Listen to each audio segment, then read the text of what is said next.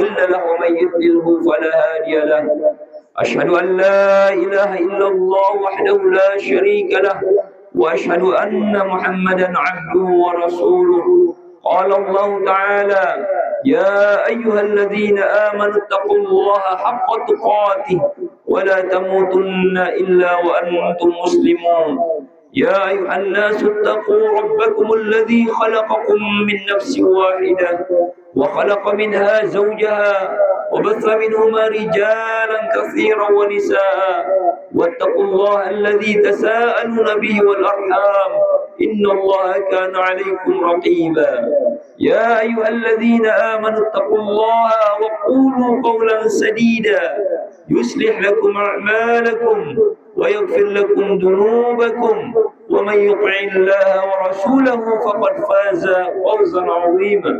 أما بعد فإن أصدق الحديث كتاب الله، خير الهدي هدي محمد صلى الله عليه وسلم، وشر الأمور محدثاتها وكل محدثة بدعة وكل بدعة ضلالة وكل ضلالة في النار. اللهم صل على نبينا محمد وعلى آله وأصحابه ومن تبعهم بإحسان إلى يوم الدين. أما بعد. أيها الإخوة, jamaah salat Idul Adha yang berbahagia, alhamdulillah, segala puji bagi Allah Subhanahu wa taala yang telah memberikan nikmatnya dan karunia yang sangat banyak kepada kita. Di hari ini, di hari Idul Adha, Allah Subhanahu wa taala memuliakan kita dengan diperintahkannya kita berbahagia, berkumpul di satu tanah lapang untuk mendirikan salat, kemudian mengagungkan Allah Subhanahu wa taala dengan zikir dari lisan-lisan kita, yang itu pada dasarnya bentuk ketakwaan kita kepada Allah Subhanahu wa taala. Kemudian Allah mensyariatkan kepada kita berkurban, yang dengan kurban itu semakin dekat seorang hamba kedudukannya di sisi Allah Subhanahu wa taala, semakin kuat keimanannya dan bertambah ketakwaannya di sisinya. Maka semoga Allah Subhanahu wa taala menjadikan kita orang-orang yang betul-betul mendapatkan kemuliaan sebagaimana kemuliaan hari ini. Allahu Akbar, Allahu Akbar, la ilaha illallah, Allahu Akbar, walillahil hamd. Ayolah ikhwah, di hari yang agung ini Allah Subhanahu wa taala menjadikan kita orang-orang yang mendapatkan kemuliaan hidayah iman, yang mana hanya orang-orang yang beriman saja yang Allah berikan kesempatan untuk meraih kemuliaan hari ini. Ini menunjukkan bahwa hidayah merupakan pemberian Allah yang paling mahal, yang paling berharga. Bisa jadi seorang manusia mendapatkan harta yang banyak sehingga dia mendapatkan kesehatannya, kenikmatan hidupnya, tetapi bersamaan dengan itu Allah Subhanahu wa taala tidak memberikan kepadanya hidayah iman, yang padahal hidayah iman inilah yang akan menghantarkan dia kepada kebahagiaan dunia dan akhiratnya. Ayolah ikhwah, di kesempatan yang baik ini khatib ingin menyampaikan sebuah tema, bagaimana agar kita mendapatkan keteguhan iman, keteguhan hidayah. Bagaimana kita agar mendapatkan keteguhan hidayah, yang hidayah ini telah dibawa oleh para nabi dan rasul. Bagaimana Allah Subhanahu wa taala telah memberi petunjuk kepada kaumnya Nabi Nuh dengan diutusnya Nabi Nuh kepada mereka, bukan hanya 10, 20, 30 tahun, tapi 950 tahun lamanya. Begitu juga Allah mengutus nabi dan rasul lainnya, Nabi Musa kepada kaumnya, Nabi Isa, Nabi Ibrahim, dan Nabi Muhammad SAW, dan juga nabi-nabi yang lainnya. Semuanya membawa hidayah dari Allah Subhanahu wa taala. Maka beruntung orang-orang yang mendapatkan hidayah yang dibawa oleh para nabi dan rasul tersebut. dan sungguh celaka dan rugi orang-orang yang di dalam hidupnya tidak mendapatkan petunjuk dan hidayah Allah Subhanahu wa taala. Ayo ikhwah, bukankah hidayah ini kita rasakan di dalam diri-diri kita? Sebagaimana hidayah ini ada di dalam diri kita, hidayah juga bisa keluar, bisa hilang dari diri kita. Bagaimana kita mendengar ada orang yang tadinya Islam kemudian jadi murtad? Iya, banyak jumlahnya. Maka dari ini menunjukkan hidayah ini harus dijaga. Dan bahkan kita juga dapati ada orang-orang yang dia agamanya Islam, tapi dia tidak pernah mendirikan sholat, tidak juga berpuasa di dalam bulan Ramadan, tidak pula tergerak hatinya untuk membayar zakat padahal dia orang yang mampu, dan tidak pernah di dalam jiwanya keinginan untuk menunaikan haji. Ada apa ini?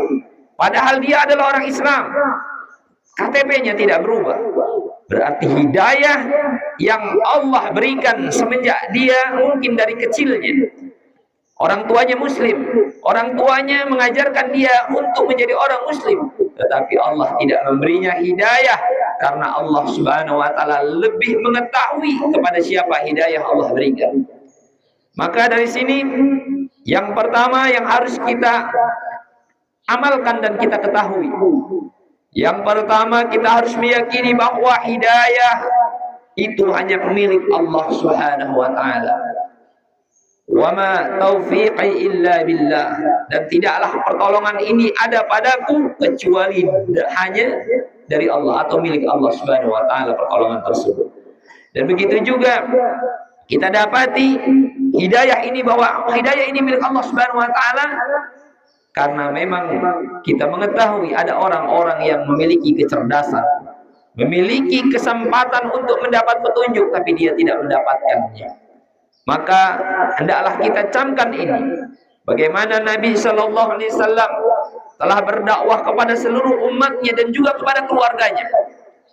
Keluarganya ada pamannya 4 orang, Abu Lahab, Abu Talib, Hamzah bin Abdul Muttalib, dan juga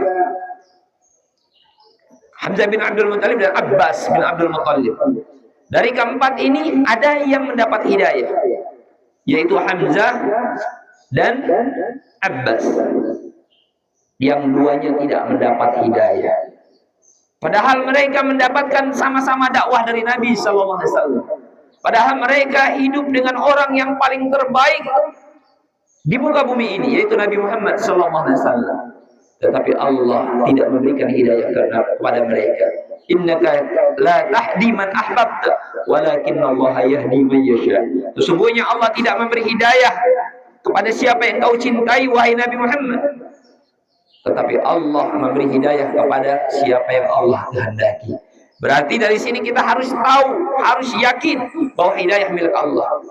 Yang kedua, hendaklah dia merenung hakikat dirinya, bahwa dirinya adalah hamba yang tidak memiliki kemampuan dan kekuatan. Bagaimana dia dulunya tidak ada, kemudian Allah jadikan ada. Dulunya dia kecil, kemudian Allah jadikan besar. Dan dia akan dapati masa tua dan juga akan kematiannya sebagaimana orang-orang yang ada di lingkungan atau yang ada di hadapannya. Maka dari sini hendaklah dia menyadari bahwa segala sesuatu itu ada yang mengaturnya. Bagaimana Allah tinggikan langit, iya, bagaimana Allah menciptakan hewan-hewan, meninggikan langit, dan juga begitu juga gunung yang ditancapkan. Afala yanzuruna ilal ibli kaifa khuliqat, wa ilal samai kaifa rufi'at, wa ilal jibali kaifa nusibat, wa ilal ardi kaifa sutihat. Agar kita mengetahui bahwa kita ini kecil dibandingkan makhluk-makhluk Allah yang lainnya itu. Agar kita sadar bahwa kita ini lemah, kita ini gampang sakit dan mudah kematiannya, cepat kematiannya. Agar kita sadar bahwa kita ini diciptakan Allah dan diatur oleh Allah Subhanahu wa taala. Maka ini yang menjadikan kita sadar bahwa kita butuh pertolongan dan petunjuk Allah. Kemudian yang ketiga, hendaklah dia mentadabburi Al-Quran. Bagaimana Al-Quran itu semuanya adalah petunjuk. Dzalikal kitabu la raiba fihi hudal lil muttaqin. Demikianlah Alkitab, itulah Alkitab yang sebagai petunjuk bagi orang-orang yang bertakwa. Maka kalau kita merenungi Al-Quran, maka kita akan dapati hikmah yang sangat besar dari syariat Islam ini. Bahwasanya Allah memerintahkan kita untuk menjaga agama kita. Agar agama kita tidak rusak, bagaimana? Kita wajib menuntut ilmu. Kita wajib beribadah kepada Allah Subhanahu wa taala. Yang kedua, agar akal kita tidak rusak, Allah haramkan yang haram-haram, narkoba, minuman keras, dan juga zat-zat yang berbahaya, agar tidak masuk ke dalam tubuh kita. Allah juga syariatkan kita untuk menjaga harta. Bagaimana kita mencari rezeki yang halal, kemudian membelanjakan yang halal juga, kemudian tidak mencari dengan cara yang haram, sehingga hidup kita menjadi hidup yang tenang, hidup kita hidup yang aman. Kemudian disyariatkan juga kita menjaga kehormatan dan nasab kita. Allah syariatkan pernikahan, Allah haramkan zina. Semua ini ada di dalam Al-Quran maupun As-Sunnah. Kemudian Allah juga menjaga kita agar tidak terjadi permusuhan, tidak terjadi pembunuhan. Maka dilaranglah gibah, membicarakan keburukan orang lain ketika orang yang tidak ada. Ini menunjukkan bahwa Islam ini sempurna. Barang siapa yang mempelajari Al-Quran, maka dia akan dapati petunjuk yang sempurna. Masalahnya orang tidak mau mempelajarinya, sehingga kita dapati sekarang ada orang yang tidak sholat 5 waktu, atau hanya beberapa waktu saja yang sholatnya. Padahal Al-Quran memerintahkan dia untuk mendirikan sholat. Aqimus sholata lidzikri, dirikanlah sholat untuk mengingatku. Kita dapati orang-orang tidak memakai hijab dari kalangan wanitanya, padahal Allah memerintahkan kepada mereka untuk memakai jilbabnya. Ya ayuhan nabiyyu qul li azwajika wa banatika wa nisa'il mu'minin yudnina 'alaihinna jalabibihinna 'ala juyubihinna. Katakanlah wahai Nabi kepada anak-anakmu, kepada istri-istrimu, kepada wanita-wanita yang beriman, hendaklah mereka menjulurkan jilbabnya sampai ke dada-dada mereka. Kenapa? Karena itu lebih dikenal sebagai seorang mukmin dan akan menjaga kehormatannya. Kalau sekiranya Al-Quran diamalkan, maka akan menjadi kebahagiaan bagi kehidupan seorang muslim. Kemudian yang ketiga, yang keempat, hendaklah dia ikhlas dan mutaba'ah. Hendaklah jangan ada peribadahan kepada selain Allah, harus murni kepada Allah. Ini bulan Dzulhijjah, orang berkurban hanya untuk Allah. Fasholli li rabbika wanhar, salatlah untuk Rabbmu dan berkurbanlah. Maka jangan sampai ada bulan lain, misalnya bulan Muharram, kurbannya kepada laut, kurbannya kepada gunung, kurbannya kepada pohon, kurbannya kepada setan. Tidak boleh. Kenapa? Karena salat untuk Allah, maka kurban pun wanhar dan berkurban pun untuk Allah. La'anallahu man dzabaha li ghairillah. Allah melaknat siapa yang menyembelih untuk selain Allah Subhanahu wa taala. Kemudian juga ittiba. Kalau kita bulan Dzulhijjah ini ada yang memiliki kelebihan harta, dia berkurban dengan kambing, dengan sapi atau dengan unta, maka tidak boleh dengan alasan mungkin ayam bermanfaat di negeri ini, kemudian dia berkurban dengan ayam 1000 ekor. Tidak boleh. Kenapa? Karena agama Islam ini berdasarkan petunjuk yang dibawa oleh Nabi Sallallahu Alaihi Wasallam. Nabi Sallallahu Alaihi Wasallam bersabda, "Man amila amalan laisa alaihi amruna fahuwa raddun." Siapa yang mengerjakan sebuah perbuatan yang tidak ada contohnya, maka dia tertolak. Maka perhatikanlah di sini pelajaran berharga dari Idul Adha ini, bahwa ketika kita beramal, hendaklah karena Allah Subhanahu wa taala. Ketika kita beribadah, hendaklah kita meniru ibadahnya Rasulullah sallallahu alaihi wasallam. Kemudian selanjutnya, bagi siapa yang ingin tetap mendapat hidayah, hendaklah dia menuntut ilmu. Kenapa? Karena Allah membatasi kebaikan itu hanya dengan orang-orang yang berilmu saja. Nabi sallallahu alaihi wasallam bersabda, "May yuridillahu bihi khairan yufaqihu fid din." Barang siapa yang Allah kehendaki kebaikan, maka Allah akan pahamkan dia, memahami ilmu agamanya. Tetapi hendaklah dia ketahui bahwa zaman ini berbeda dari zaman Nabi sallallahu alaihi wasallam.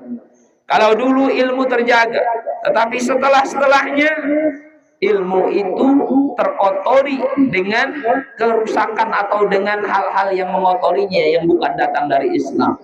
Makanya jauh-jauh hari Nabi sallallahu alaihi wasallam bersabda, "Al-mar'u ala dini khalili." Seseorang itu tergantung dengan agama kawannya. Falyanjur man yukhalil. Maka hendaklah dia melihat dengan siapa dia berkawan. Kalau kawan saja bisa mempengaruhi agama seseorang, bagaimana dengan seorang guru? Maka hendaklah dia memilih guru yang paling sesuai dengan atau yang paling mendekati dengan petunjuk Nabi sallallahu alaihi wasallam agar dia mendapatkan agama yang baik dari gurunya tersebut. Kemudian yang berikutnya, hendaklah dia berkawan dengan orang-orang yang salih. Nah, Allah Subhanahu wa taala berfirman, "Wasbir nafsaka ma'al ladzina yad'una rabbahum bil ghadati wal 'ashyi yuriduna wajhah."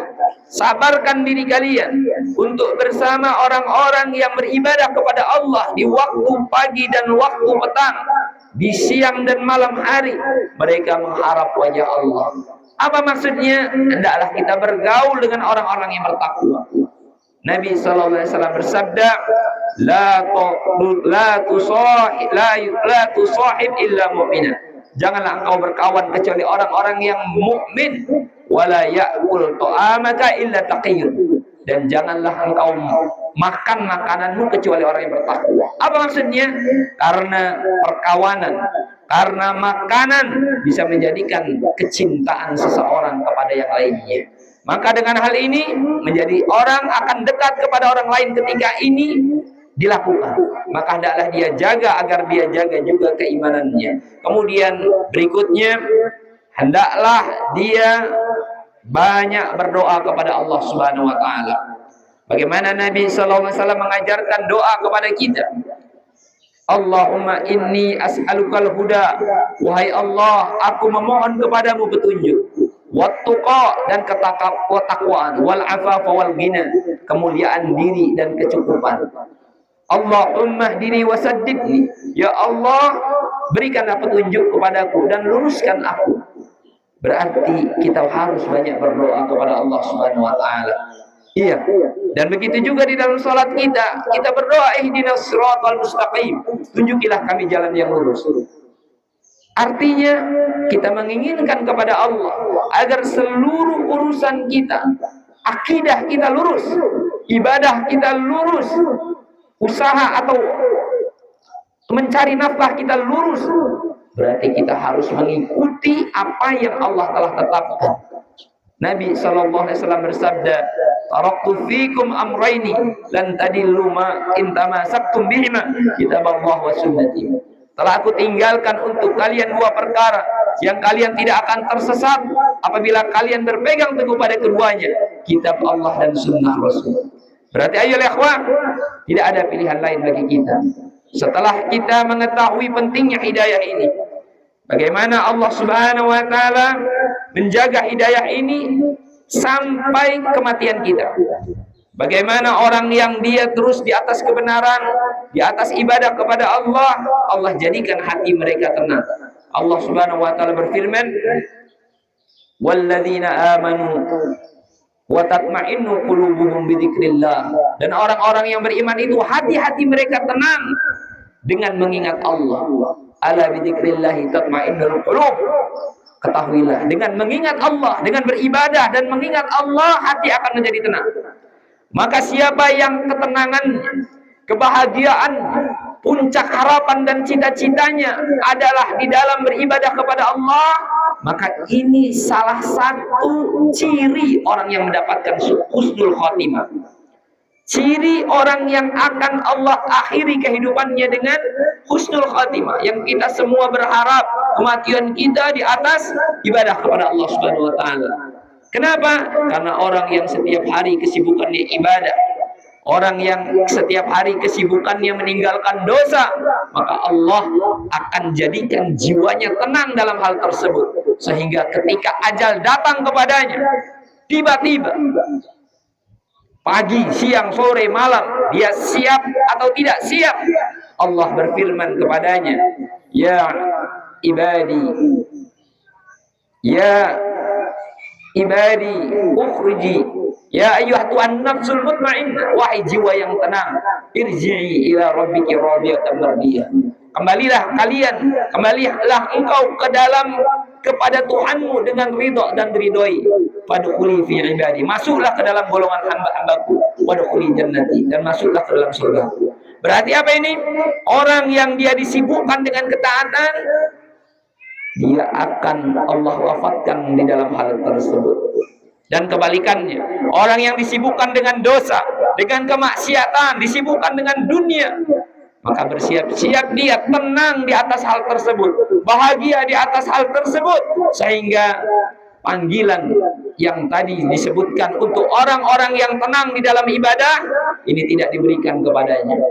Dia tidak mendapatkan husnul khatimahnya, tapi dia mendapatkan su'ul khatimah. Ayo ikhwan, semoga Allah Subhanahu wa taala menjadikan Idul Adha ini menjadi Idul Adha yang menjadi pemberat timbangan amal kebaikan kita, penggugur dosa-dosa kita. Terlebih lagi siapa yang dia memanfaatkan momen berharga ini dengan berkurban, yang dengan ini semakin dekat kepada Allah Subhanahu wa taala.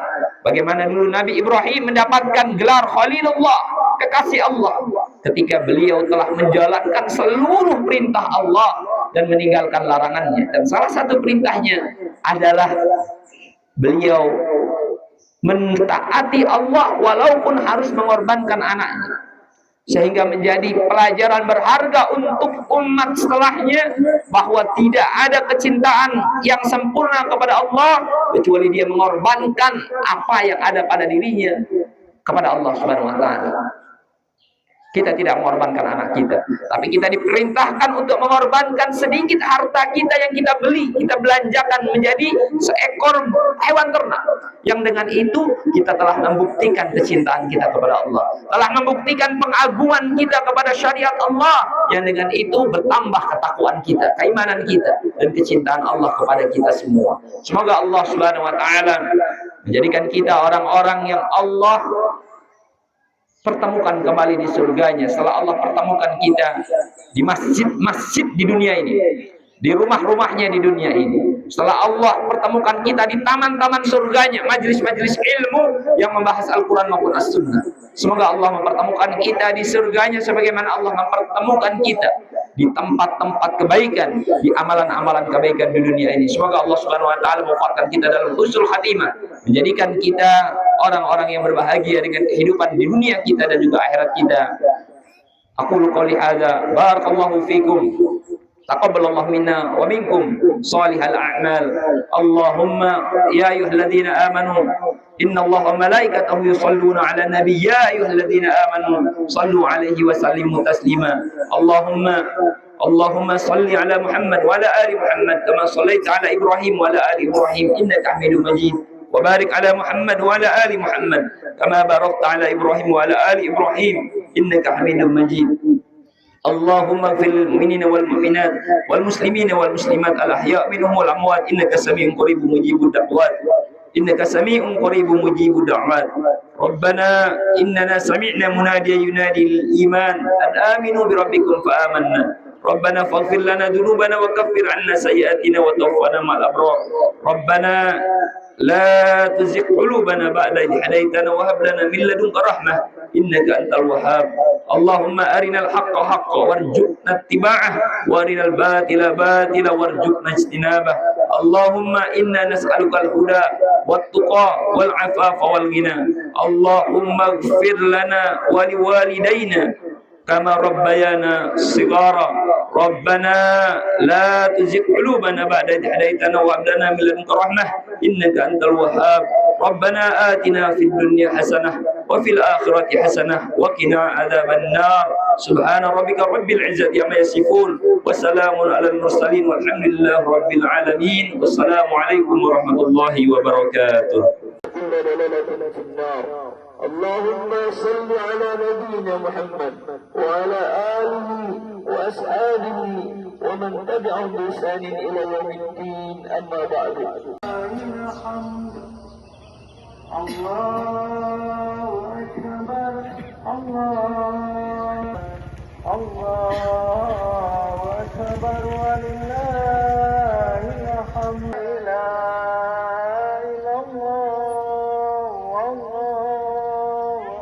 أكبر الله أكبر لا إله إلا الله الله أكبر الله أكبر لا إله إلا الله أكبر الله أكبر لا حمد الله أكبر لا إله إلا الله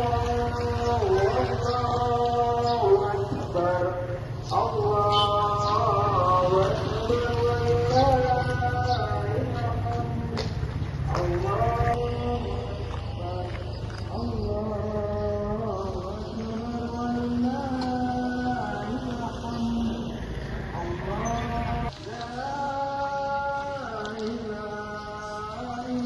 أكبر ولله الحمد أكبر الله أكبر لا إله إلا الله الله أكبر ولله الحمد أكبر الله أكبر لا إله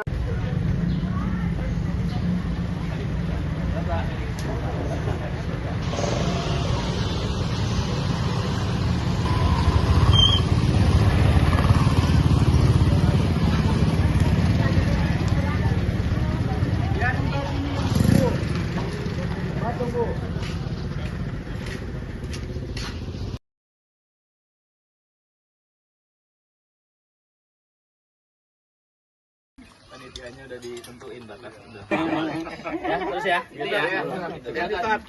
Hati-hati, Tat. Assalamualaikum warahmatullahi wabarakatuh.